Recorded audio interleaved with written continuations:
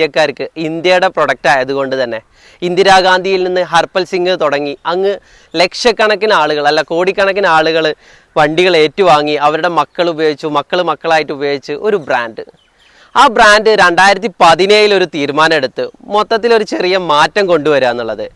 2018 പുതിയ model Swift വന്നപ്പോൾ അതിൻ്റെ തൊട്ട് മുന്നേ 2017 കുറച്ച് മസിൽമാൻ ആക്കിയിട്ട് ഡിസയർ എന്ന രൂപത്തിൽ മാരുതി ഒരു പ്രൊഡക്റ്റ് ഇറക്കി. ആ പ്രൊഡക്റ്റാണെന്ന് ഞാൻ പരിചയപ്പെടുത്താൻ പോകുന്നത്.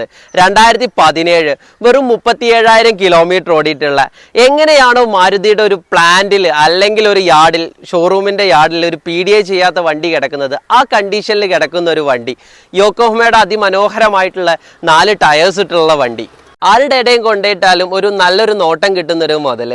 നമ്പർ താഴെ കൊടുത്തിട്ടുണ്ട്, വിളിച്ചാൽ മതി.